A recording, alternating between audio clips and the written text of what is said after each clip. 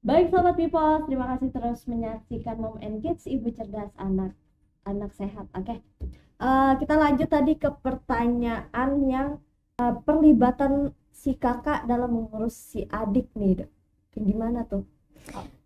Oke, sebenarnya keterlibatan kakak terhadap pengurusan adik itu bagus, tapi dengan senang hati ya. Nah makanya keterlibatannya itu jauh-jauh hari, maksudnya masih mama hamil gitu kan, nanti 3 bulan lagi adanya keluar, 1 bulan lagi adanya keluar gitu, nanti bantuin adiknya ya, diperkenalkan bahwa dia juga memiliki si adik ini, sehingga dia terlibat, dia merasa dibutuhkan oleh si mama. Nah jadi dia nggak iri-iri tuh, maksudnya ini aku nggak disayang lagi gitu. Kadang kan ngurusin yang si dede ini kan, yang kakaknya lupa gitu kan, atau misalkan kakaknya yang biasanya mainnya ada mamanya, karena mamanya tadi ada dedenya akhirnya sendiri gitu. Nah jadi libatkan dia, bahkan cuman ambilkan bedaknya atau ambilkan popoknya, pilihin baju ada yang mana hari ini misalkan gitu. Jadi si kakak jadi sayang sama adeknya, dia juga merasa dilibatkan dalam membesarkan si dede ini. Tanpa paksaan ya. Betul, tanpa paksaan. Kan dia nunggu-nunggu kan mamanya bilang nanti bulan depan udah ada dedenya, nanti seminggu lagi gitu, sampai pas harinya. Jadi bagaimana dampak terhadap anak dari orang tua yang suka membanding-bandingkan? Jadi kan kita mungkin belum ada nyenggol-nyenggol tipis lah. Dampak ketika dibanding-bandingkan yang pasti membuat anak jadi tidak suka dengan saudaranya. Ya, pertama itu. Yang kedua juga dia akan marah ya. Sebenarnya dia marah ke orang tuanya loh. Dia sebel loh dibanding-bandingin. Coba dibalik. Mamanya tetanggaku loh mah begitu. Ya. Waktu dia dibandingin ya, itu tuh anak tetangga ranking 1, kamu kok cuman ranking segini gitu. Iya, dia ranking 1 dikasih pesawat-pesawatan gitu sama papanya. Aku ranking gini nggak pernah dikasih apa-apa tuh gitu. Jadinya kan mungkin anak-anak sekarang tuh memang yang sikapnya udah berani dia speak up ya. Dia kritis. Jadi generasi sekarang dia kritis gitu kan. Kenapa sih ini terjadi sama saya? Ini nggak menyenangkan loh gitu. Jadi dia berani untuk speak up. Kenapa sih saya dibandingin? Kenapa gitu? Apakah berarti saya boleh dong membandingkan mama saya juga dengan mama orang lain? Tuh. Jadi hati-hati para mama-mama ya. Nanti Anda dibandingkan juga sama mama tetangga gitu. Mama tetangga begini kok mama begitu, emang enak, iya kan? Coba deh dibalik gitu. Tapi dampaknya adalah bisa jadi dia akan insecure dengan dirinya. Dia merasa nggak berharga.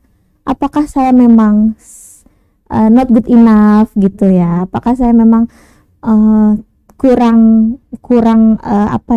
berharga di mata orang tua saya sehingga selalu dibandingkan? Nggak cuma dengan saudara kandung, bisa dengan sepupu jauh lah, misalkan berhasil jadi ini misalkan, atau kuliah di mana gitu, kamu masuk situ nggak gagal, masuk sini gagal misalkan, padahal mungkin dia nggak pengen di sana dari awal, ya kan? Nah, jadi ke sepupu ya, mungkin nih ada bonding dari keluarganya udah bagus nih, hubungan mereka antar mama dan anak, papa dan anak, dan saudara tadi. Bagaimana jika hal tersebut muncul dari si tante? Kalian kan ada yang gitu ya, acara keluarga ditanyain, kamu udah kerja di mana? Ini si anak tante udah gini gitu kan. Ternyata hal tersebut muncul dari saudara jauh dan tantenya atau neneknya bahkan, atau siapa kayak gitu. Gimana tuh? Oke, kalau menurut saya yang penting ada ring 1. Ring 1 adalah saya dan saudara-saudara saya, kemudian ayah ibu saya. Yang penting ring 1. Ketika ring 1-nya sudah bondingnya kuat, lekat gitu ya, terbuka, jujur. Jadi ocehan-ocehan yang Tante Karen ya, kita sebut saja Tante Karen. Iya, Tante Karen itu sudah udah biasa aja yang kayak gitu.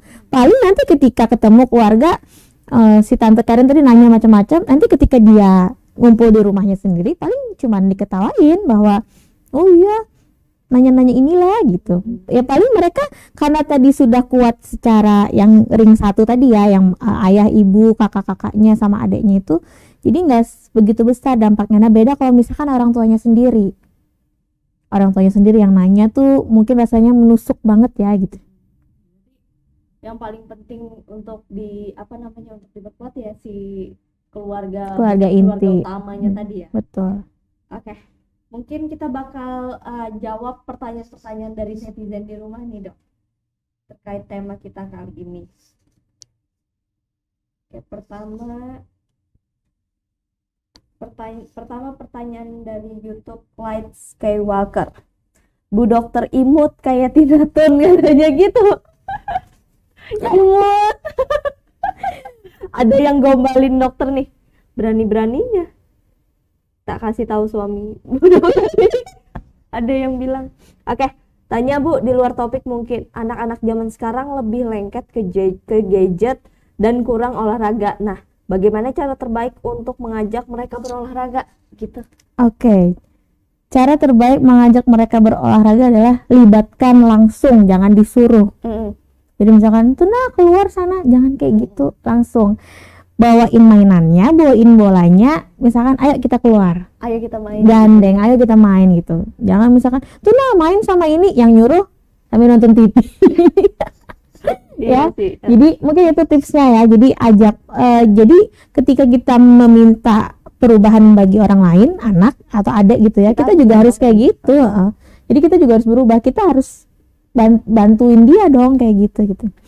Karena memang untuk gadget, karena mereka apalagi yang kecil-kecil ya, sekarang mereka kan generasi apa tuh, mereka memang harus melek teknologi, cuman harus ada batasan. Ya, itulah dibatasi ya, sejam kamu pegang. Betul. Jadi harus pengawasan, terus apa juga yang mereka buka gitu kan. Nah, cuman tadi benar, jadi harus ada aktivitas fisik, dibawain mainannya, diajak gitu. Ya, dulu papa saya kayak gitu Dok, kayak misal ayo kita main layang-layang nih gitu, anak cewek padahal nih, ajak main layang-layang. Terus kadang papa mau main bulu tangkis tapi nggak ada yang nemenin, kamu mau nggak nemenin gitu, papa gitu soalnya. Oke, pertanyaan selanjutnya nih, semoga membantu ya tadi ya. Karena gombalin dokter. YouTube Prima nih, anak saya yang kedua selalu juara di sekolah, otomatis saya sebagai ayah memberi dia hadiah. Tapi kakaknya iri, kan maksud saya supaya kakaknya ini lebih giat belajar lagi. Nah, apa yang harus saya lakukan? Katanya gitu. Oke, jadi poinnya adalah ngasih anak hadiah, tapi untuk membuat kakaknya. Nah, secara niat menurut saya ini ya, memberikan hadiah untuk adik yang juara, tapi biar kakaknya tersindir nih. Oke. Ya kan, biar kakaknya ini nih. Nah, coba niat awalnya dimuluskan dulu. Saya ngasih hadiah buat adik, titik. Jangan agar si kakak gini-gini, agar nanti adiknya yang ini lagi begini. Nah, untuk si kakak, coba papanya bisa ambil momen berdua. Kalau udah iri kelihatan, langsung diajak ngomong, jangan ditambahin irinya, malah nanti ngasih yang adiknya ya, tambah lihat dia ya. Jadi coba papanya ambil momen berdua, ditanya kenapa kakak misalkan marah kah papa ngasih ke adiknya misalkan gitu.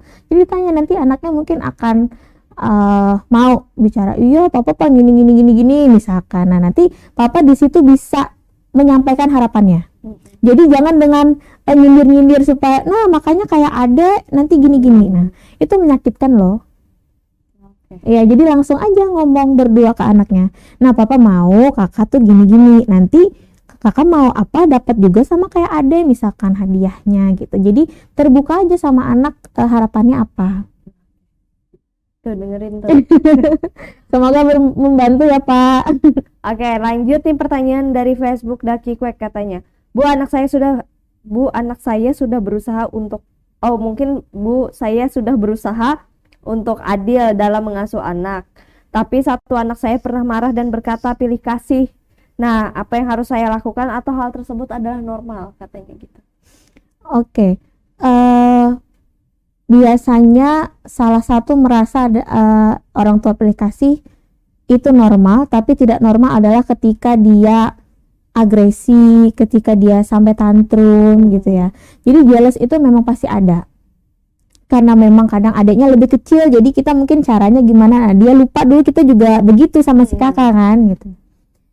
Cuman tadi memang akan lebih banyak waktu untuk menanganinya dalam artian kayak gini. Ajak ngomong si anak ini. Kenapa kakak jealous padahal mama sudah gini. Sama kok misalkan, tapi ketika dia tetap merasa ada kekosongan, mungkin ada hal lain yang membuat dia sakit hati. Apakah karena ada kekosongan peran, misalkan mungkin ayahnya tidak terlibat dan lain-lain. Nah, karena kan informasinya terbatas nih. Nah, jadi sarannya adalah mama ajak ngomong si anak ini. Jadi anak itu sebenarnya paham kok, sama aja kayak orang dewasa. Mereka juga pengen diajak ngomong, pengen maunya apa, harapannya gimana, kamu maunya mama gimana, nego, ajarkan anak untuk nego. Nah, kalau kamu mau mama begitu, mama juga mau kamu bla bla bla bla bla. Oke. Ini kita udah hampir di penghujung acara mungkin ya, Dok. Mungkin di rumah ada yang mau denger nih rangkuman dari semua apa yang kita bahas, juga mungkin dokter juga ada yang mau disampaikan untuk orang-orang tua di rumah yang mungkin kesulitan dalam adil terhadap anak nih. Oke, jadi apalagi dengan mama-mama yang punya banyak anak banyak ya. anak nih. Oke.